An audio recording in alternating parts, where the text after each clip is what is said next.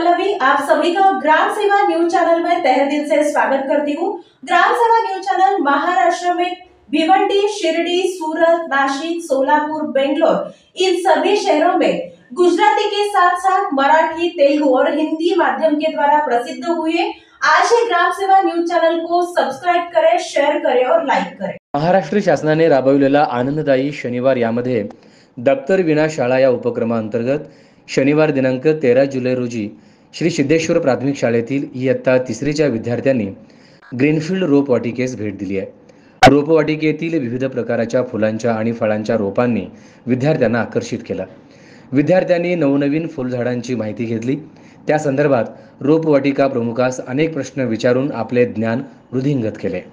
रोपवाटिका प्रमुखांनी रोपे वाढवण्यासाठी लागणारी खते, त्यांची काळजी कशी घ्यावी, प्रत्येक फळझाड रुजून मोठे होण्यासाठी लागणारा कालावधी आणि त्याचबरोबर फळांचा बहर किती कालावधीमध्ये येतो याबद्दल सविस्तर माहिती दिली। कन्हेरी, तगर, गुलाब, मधुमालती, चमेली, रातराणी, जाईजुई, डिलिया इत्यादी फुलांची रोपे आणि नारळ, केळी, आवळा, चिकू, केशर आंबा, खजूर इत्यादी फळझाडांची माहिती करून घेतली। मुलांनी लाजाळूचे लाजणे कसे असते हे प्रत्यक्षात अनुभवले। अशा प्रकारे रोपवाटिकेतील आकर्षक हिरवीगार रोपे आणि विविध रंगांची फुले पाहून विद्यार्थी आनंदाने रोपवाटिकेतून बाहेर पडले। तसेच प्रत्येक विद्यार्थ्याने स्वतःच्या वाढदिवसानिमित्त एक रोप लावून त्याचे संगोपन करण्याचा संकल्प केला।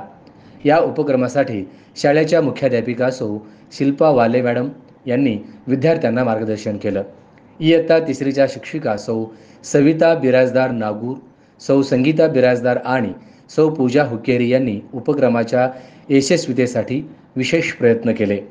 शिक्षकेतर कर्मचारी सौ सविता कन्सिन गोटे यांचे सहकार्य लाभले।